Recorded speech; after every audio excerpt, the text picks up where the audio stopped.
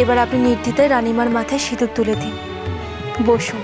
হোমকুণ্ড চালিয়ে আবার সব শুরু করা হোক।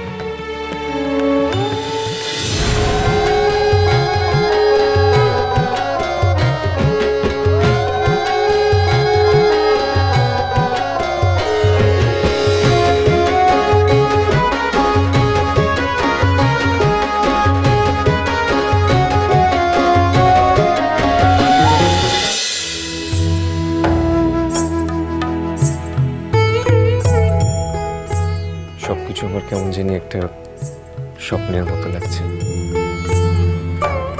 আমাদের জীবনে যে সুখের দিন আসতে পারে তা আমি কখনো ভাবিনি। কি ভেবেছিলেন? ভেবেছিলাম এই গ্রহ নক্ষত্রের ফেরেই বোধহয় সারাটা জীবন আমাদের দূরে দূরেই কাটাতে হবে।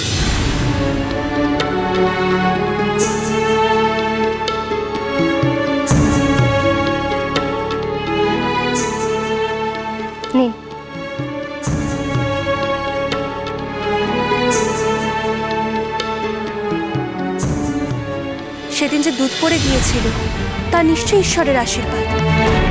না হলে মহারাজ এই দুধ পান করলে কি অনর্থ হতে পারত? একবার ভেবে দেখুন।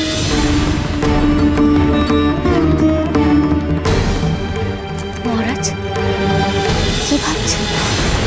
আচ্ছা রানী, সত্যি করে বলো তো, সর্বাণী যে বললো সেবার যে দুধটা পড়ে গিয়েছিল তাতে নাকি বিষ মেশানো ছিল, এটা কি সত্যি? আমি তো এসবের কিছুই জানি না।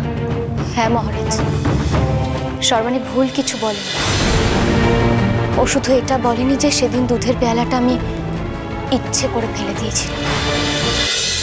মহারাজ, সেসব কথা না হয় আপনি নাই বা জানলেন। না না না, আমাকে বলো, তুমি তার নাম আমাকে বলো ভবানী। মহারাজ, আপনি একজন সঙ্গীতজ্ঞ মানুষ, আর সমস্ত চিন্তা ভাবনা থেকে মুক্ত করাই আমার কাজ।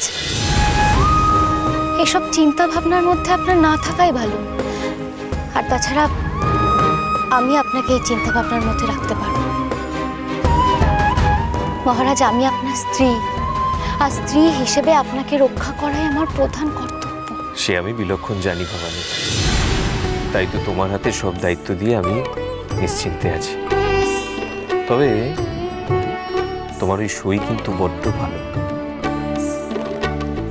হ্যাঁ মহারাজ, আর জানেন তো, ওর সাথে না আমি আত্মার চোখ পাই। যেমন রামপ্রসাদ ঠাকুর তেমনি তার স্ত্রী। আপনি একদম ঠিক বলেছেন। সর্বাণী সত্যি খুব ভালো মেয়ে। সর্বাণী রামপ্রসাদ ঠাকুরের যোগ্য স্ত্রী।